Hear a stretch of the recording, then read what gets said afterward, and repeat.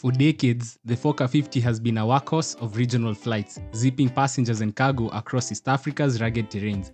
But with the Kenya Civil Aviation Authority's recent ban on new imports and registrations of the Fokker 27 and 50 models, effective November 2025 due to safety concerns, aging fleets, and parts shortages, it's time for a change.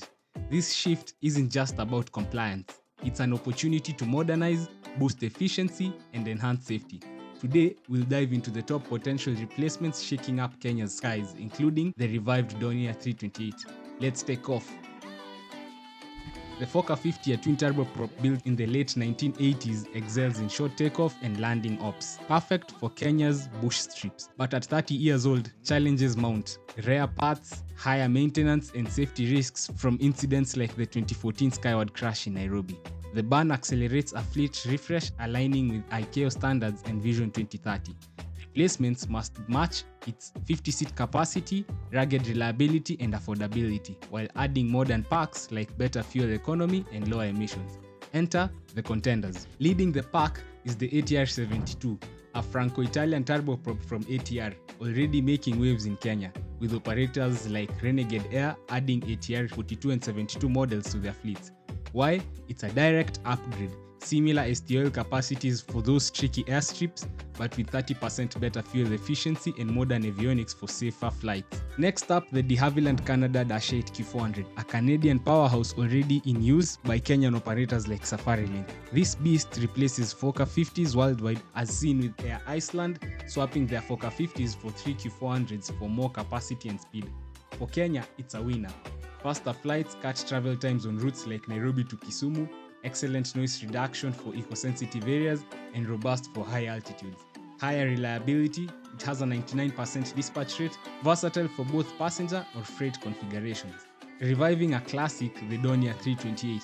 Originally a 1990s German turboprop, it's making a comeback as the upgraded Dornier D328 Echo from Dutch aircraft. This 30 to 40-seater is positioned as a smart replacement for aging turboprops like the Fokker 50 in regional markets, with enhanced efficiency and sustainability features, ideal for Kenya's short-haul routes. It offers excellent STOL performance for bush strips and compatibility with sustainable aviation fuels.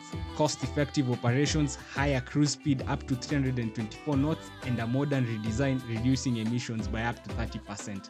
Cons: the original models are aging, and the eco version is still in development with entry into service slated for around 2027-2028.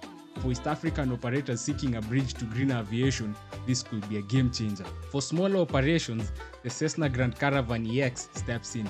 Not a full 50-seater, but perfect for charters and feeders, replacing older Fokker 50 variants on niche routes. Kenyan firms like Air Kenya already rely on Caravans for their STOL prowess, landing on short and paved strips in remote areas. Pros: ultra-reliable single-engine design, lower costs under 3 million per unit, and an amphibious option for coastal ops. Cons: limited capacity means it's more of a complement than a direct swap, but ideal for growing tourism. As Fokkers retire, expect more Caravans filling the gaps in humanitarian and safari flights. Looking ahead, the AERO ERA represents the sustainable shift. This French hybrid electric prop, with letters of intent from Kenyan operators like SafariLink, will revolutionize short-haul flights by 2028.